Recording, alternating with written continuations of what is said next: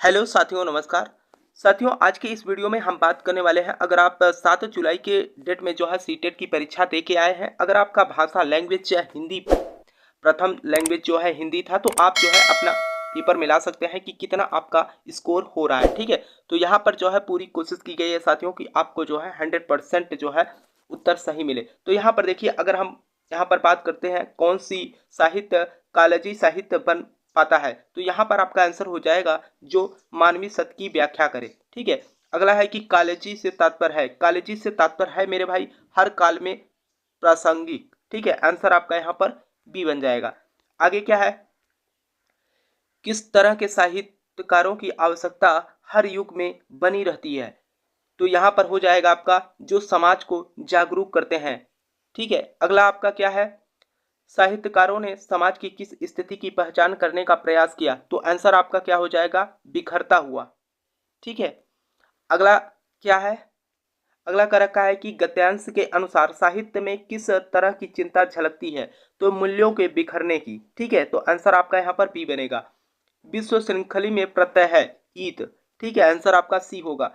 समाज के बदतर होने की स्थिति वाक्य में रेखांकित शब्द क्या है, अत्यधिक बुरा। आंसर आपका क्या हो जाएगा, बी हो जाएगा। अब आगे देखिए, यहाँ पर कहा है कि विश्वास शब्द का अर्थ है निश्चित धारणा। आंसर आपका डी होगा। समाज को गति कौन प्रदान करता है, समाज को गति जो है साहित्य प्रदान करता है। ठीक है, आंसर आपका यहाँ पर डी बन जाएगा। आगे हम देखिए, इस जो काव्य दिया था आपका, इसमें देखिए क्या कह रखा है कि दिव दिवसावसान का संधि विच्छेद, तो यहाँ दिवस प्लस अवसान हो जाएगा, तो आंसर आपका यहाँ पर पहला बनेगा। पद्यांश में किसका चित्रण हुआ, पद्यांश में जो है प्रकृति का चित्रण हुआ। आंसर आपका ए। हृदय राज की रानी किसके लिए प्रयुक्त हुआ, मेघ के लिए। ठीक है, संध्या सुंदरी किस तरह के आकाश में उतरती रही है, बादलों से भरे आकाश। ठीक है, आंसर आपका बी हो जाएगा। आगे देखते हैं, आगे यहाँ पर देखिए तो कहा गया है कि किसके हंसने की बात की गई है, तो तारों की हंसने की बात की गई है। पद्यांश में किस अलंकार का प्रयोग अधिक मुखरित है, आयाम का। ठीक है, तो यहाँ पर अध्यापकों शिक्षार्थियों और सामग्री पर टेस्ट एवं आकलन का प्रभाव क्या कहलाता है, भाषा परीक्षण का प्रभाव। आंसर आपका क्या बनेगा, बी बनेगा। ठीक है, आगे देखिए मेरे भाई, यहाँ पर देखिए तो 107 नंबर, विद्यालयों को योगात्मक द्विभाषावाद का अनुसरण करना चाहिए क्योंकि यह जो है बच्चे की संस्कृति और भाषा को महत्व देता है। ठीक है, अगला है आपका भाषागत कार्य जैसे स्वर शैली, तान, बलाघात और लय को क्या कहा जाएगा, तो यहाँ पर क्या कहा जाएगा, ध्वन्यात्मक। ठीक है, आंसर आपका सी बन जाएगा। भारत में भाषाओं के बारे में कौन सा कथन सही है, तो यहाँ पर संस्कृत आधुनिक भाषा भारतीय भाषा है, नहीं, संस्कृत जो है आपकी प्राचीन भाषा है। अगला क्या है, अगला कर रखा है कि भाषा की कक्षा में विद्यार्थी अध्यापक के निर्देशन में समूह बनाकर दिए गए टॉपिक एवं विज्ञापन प्रस्तुत करते हैं, इस तरीके से भाषा सीखना क्या कहलाएगा, इस तरीके से भाषा सीखना आपका सहयोगात्मक अधिगम कहलाएगा। तो आंसर आपका क्या हो जाएगा, पहला।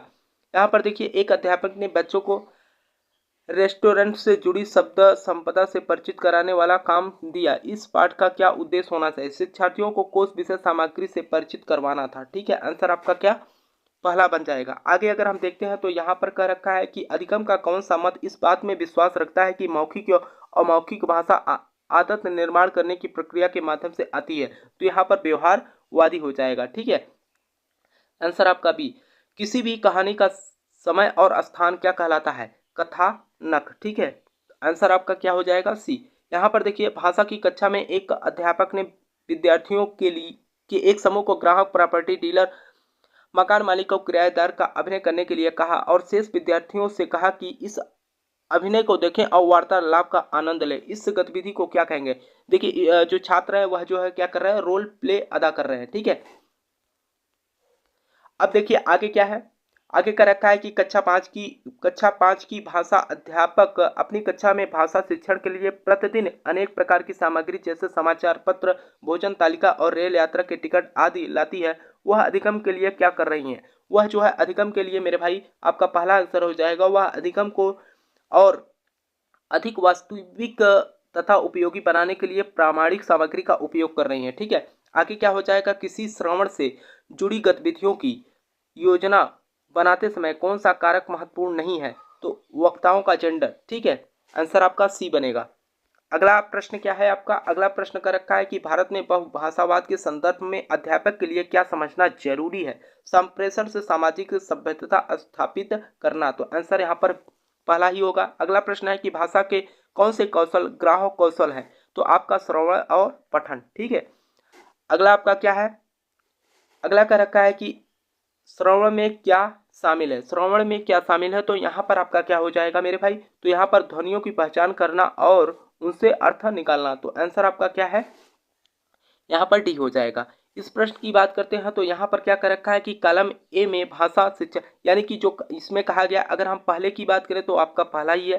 ठीक है, अगर हम दूसरे की बात करें तो आपका प्रत्यक्ष विधि। ठीक है, प्रत्यक्ष विधि जो है आपका व्याकरण को चौथा हो जाएगा, यानी आपका आंसर यहाँ पर पहला ही बन जाएगा। ठीक है मेरे भाई, तो हमने जो है साथियों आपका अगर सीटेट की आपने परीक्षा दिया, अगर आपका लैंग्वेज फर्स्ट जो है हिंदी था, तो इसमें हमने आपके सारे उत्तर जो है बता दिए। ठीक है साथियों, मुझे आशा है साथियों कि इस छोटे से वीडियो में देखिए हमने जो है आपको जल्दी से जो है आंसर बता दिया। आप लोग अपना मिला लीजिए। ठीक है, और मिलाने के बाद जो है आप लोग कमेंट करके बताना कि आपका जो है क्या स्कोर है। ठीक है, ऐसे ही मेरे भाई अगर आपको संस्कृत भी जो है देखना है तो आप जो है हमारे चैनल पे जाकर देख सकते हैं। ठीक है साथियों, तो मुझे आशा है साथियों कि आपको जो है यह क्लास अच्छी लगी होगी। तो वीडियो को लाइक करना, चैनल पे पहली बार विजिट कर रहे हो मेरे भाई तो चैनल को भी सब्सक्राइब कर लीजिएगा, क्योंकि कोई भी लेटेस्ट अपडेट आएगी तो आपको हमारे चैनल के माध्यम से जानकारी मिल जाएगी। ठीक है साथियों, तब तक के लिए जय हिंद, जय भारत।